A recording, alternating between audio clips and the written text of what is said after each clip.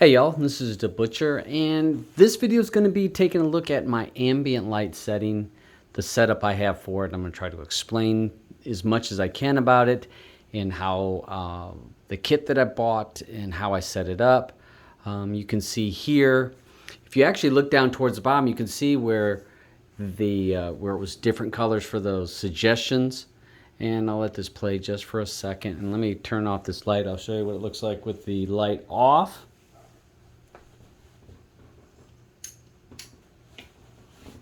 Which is a bit bright in here when it's completely dark. If you're in a low light area, it would probably be a little bit better, but colors look really good.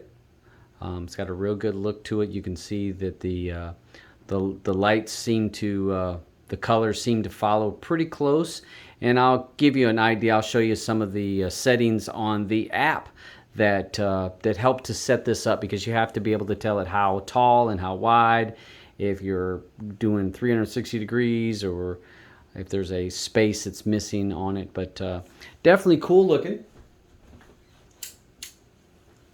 And even like this, even with the light on, I actually watch it with just one light in the living room usually, and it still looks good.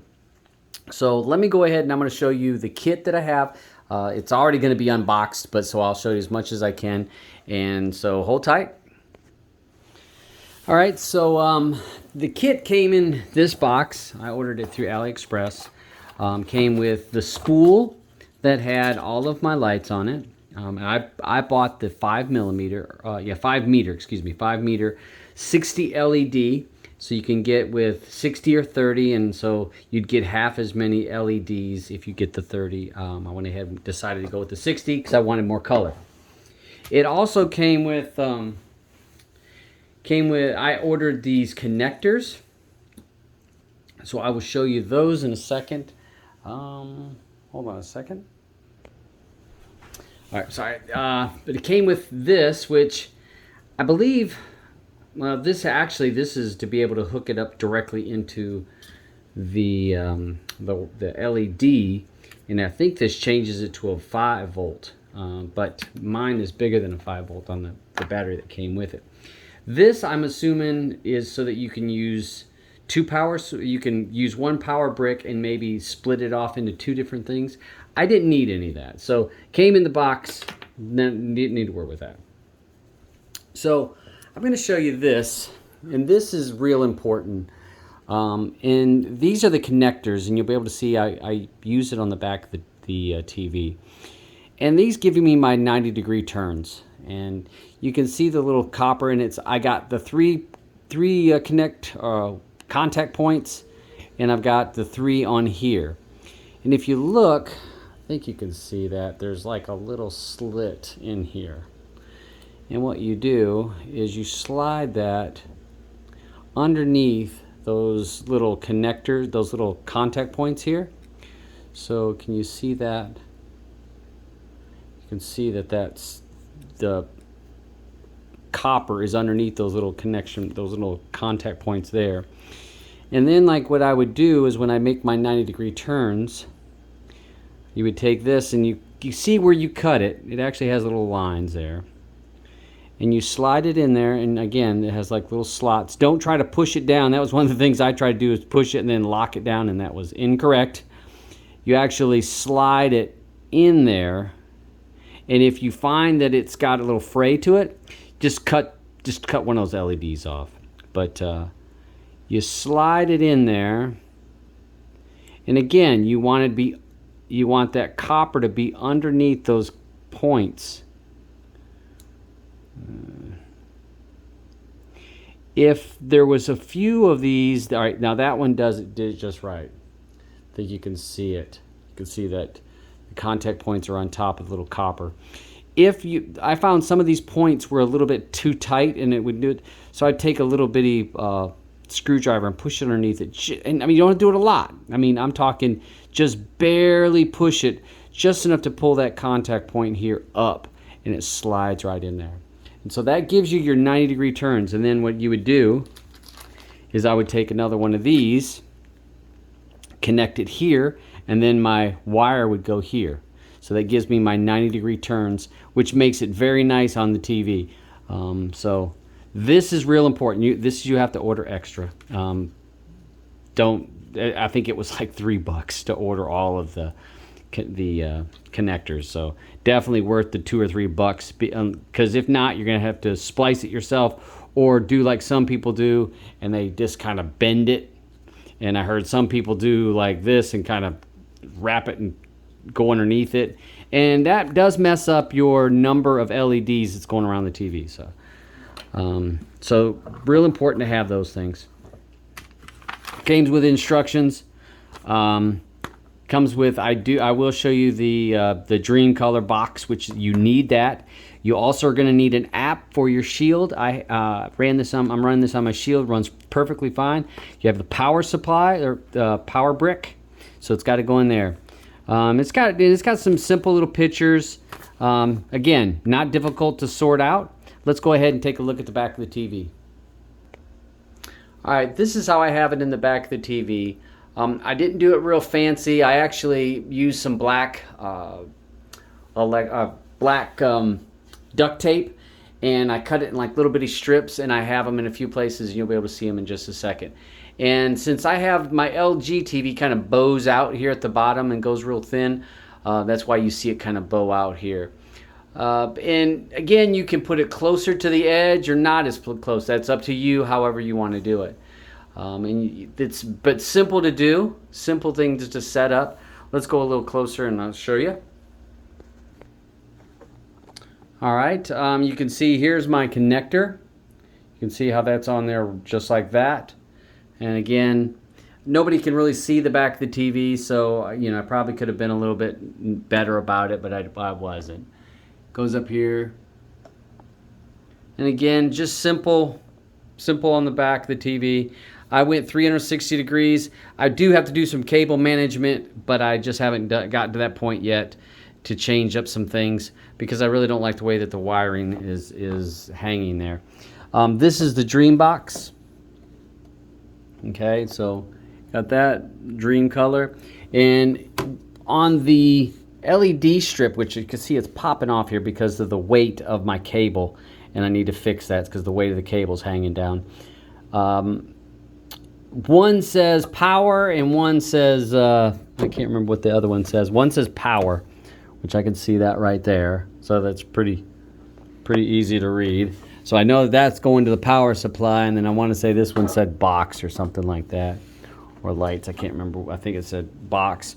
So it's pretty easy. When it comes off the LED, you got one wire goes to the power supply, which is right there, and the other wire goes right to the Dream box. Simple, pretty easy to set up.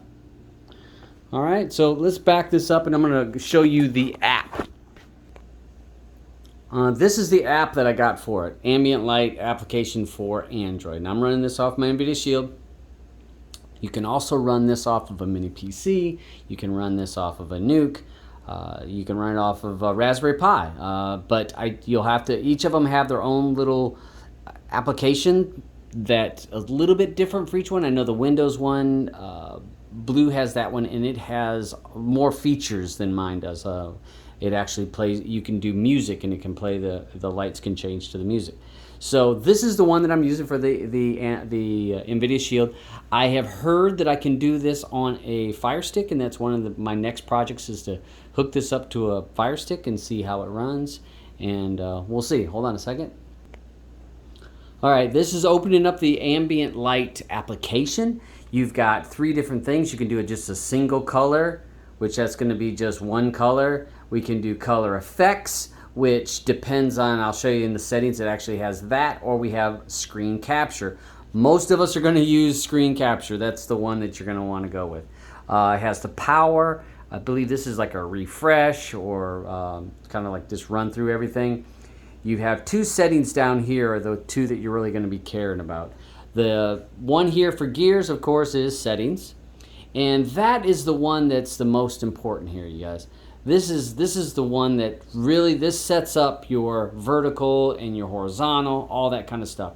So the LED horizontal, so you see where it says 67. So let me get this a little closer.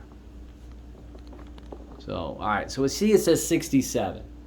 And if you look up here, you can see 67. And then, so it's counting, and there's like 60, this is the 66th, this number 66 here. So this is light number 67, this is light number 66.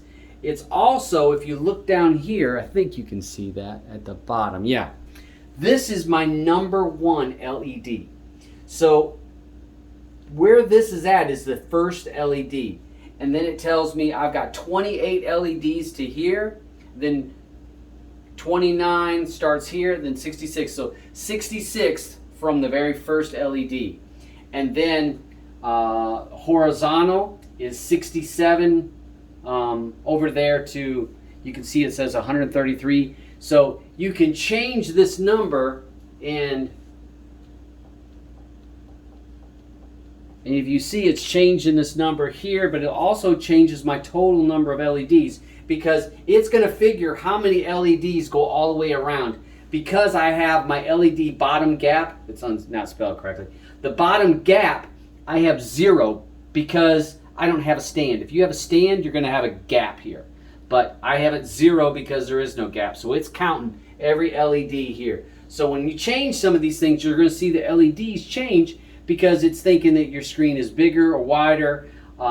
So again, this was kind of a hit and miss. I messed around with it. You can go through and count every single one. I actually counted to here, and I think I counted to here. And then when I counted to here, I was on point. And I think I was like 1 off for there, and once I fixed that, it really adjusted the screen. But again, simple to do. You can change that, and you can see this number actually kind of changes and moves with it. So you have that. It's also on clockwise because my lights are going clockwise. I could have done it counterclockwise, and it would know that 1, and then the number went that way. So that's here. First offset, and that's that 66 number. It's wanting to know from this top corner what's the first one. So when I set that, it knew that this is 66, and then it you're able to adjust these numbers and account it between the offset and these other numbers. You're able to set how many total LEDs you have, how many go up, how many go across. And once it knows this number, well, of course, it's easy to figure this, and then it figures up this pretty easily. Just math. So simple things going on. I tried this at higher frames per second. I found that it didn't do as well when I went to try to push 60 frames. 30 frames per second does just fine. I didn't change any of the display, the frame delay. The other big thing in here, now I did not change any of these settings. For my setup was just like it was. If you want this to auto boot, of course you could turn that on. I don't do that. Screen off action. I don't want any action. I don't want the lights on when I turn the TV off. So when I turn off my TV, the lights go off. So no action does that. The other thing that's real important that if you want to mess with is this horizontal depth and vertical depth. And let me go down there. And that tells the program how far in are we going to be reading. The colors. Are we reading farther in? Are we reading farther in here? Because even with my black bars, when I'm watching a movie of black bars, it ignores the black bars. Even with the settings I have here, when I'm watching in boxed a movie, it actually still reads the movie that's the color, which is probably right in here. But you can see the lines, the green line and the yellow line. So let's change this. Let's change the vertical depth. And you're going to see that it changes. You can see how it's reading. Oops. You see how it's moving in and out. So you can read farther in on the color or closer to the edge of the screen. I prefer closer to the edge because I want it to seem like the picture is expanding.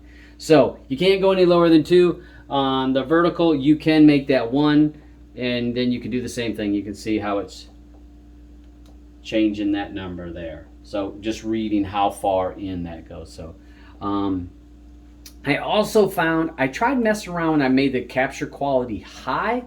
I found that I didn't like it as much. Let me see what they had. They had normal, high, highest.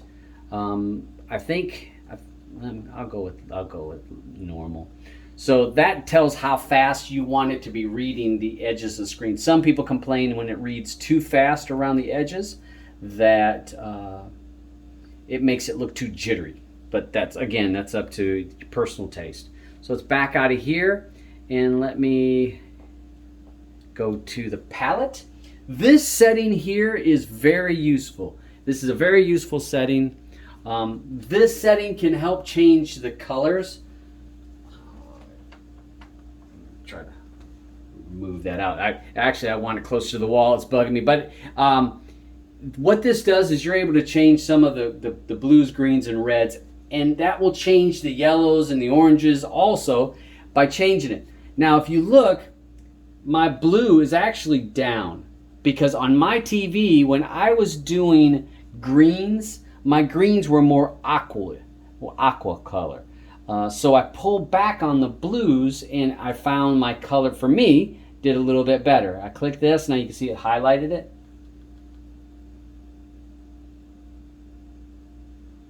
Now I can see like when I'm looking up here in the top right, I think you can see that. Hold on a second. Let me back up just a little bit. Okay. Now that's kind of hard for you to see in the camera. So when I go up on that blue, that green became more blue. So let me pull it back down like I had it. And see, for me, I actually see that as green. My phone doesn't pick it up as well, but it is definitely greener than what it was. Let me set that there.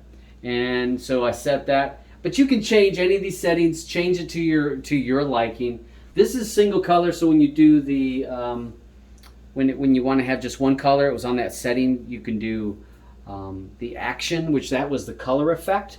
That was the middle one.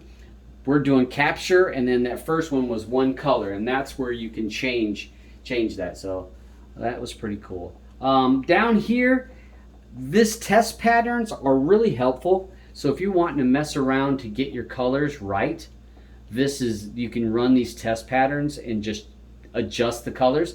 The color of your wall is important here, folks. If you have a bluish wall, the colors are not going to be matching correctly. So keep that in mind. You want a white wall. And also, the farther away from your wall, the more bleed. I think of it as a bleeding out. The colors bleed out a little bit more. If you're closer to the wall, the colors are going to be more vibrant right there because they're closer to that wall. So again, with mine being as far away, it's got to be a good 12 inches off of that with my TV stand. It's going to bleed out a little bit more than it would be if you had a TV that's, say, 2 or 3 inches from your wall. Color smoothing, I have that on low. I haven't messed with that. This with the black border detection, I'm guessing this has to do when it does the letterbox stuff. I don't know. There's no... I tried looking up some information on it. There's very little information on this. So that's some of the settings on this. And let me go ahead. I'm going to go ahead and just back out of this. And I'm going to run a couple videos and let you see a few things running with the colors. And hopefully that makes sense to you guys. Again, the best thing, measure, and even if it's not perfect, if you get it close on the back of your TV, even if you're a little bit closer to the top than the bottom, to me, you're not going to really see it. You may want to measure it out if you want to be exact. Get a tape measure, measure it out. You can be as exact as you want or not as exact. The LED strips are cheap as hell. I mean, they're not expensive at all. So you can get these strips even if you decide that this strip, say if I had messed this strip up, I can order another one of these strips off of Amazon pretty cheap and plug it into this box, and I'll be ready to go. So hold on, let me show you a couple videos. Well, it's got a movie going here. You can see a little bit of animation, the colors.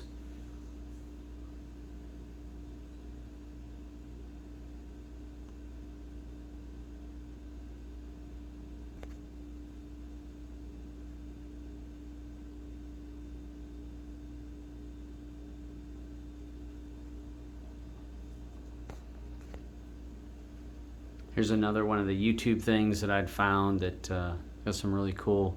You can kind of see the colors changing on it.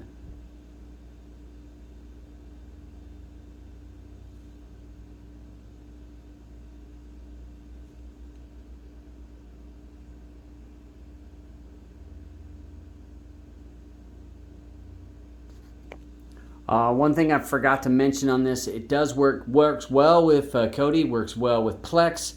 I find it does very well with YouTube. Some people said you wouldn't be able to do it with YouTube. I do it with YouTube.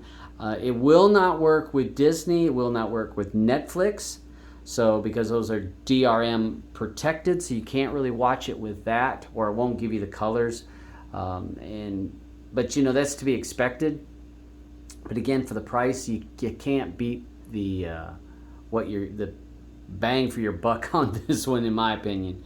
So great stuff. I will put all the information in the show notes below. Hopefully you guys find this useful. And again, thanks for watching.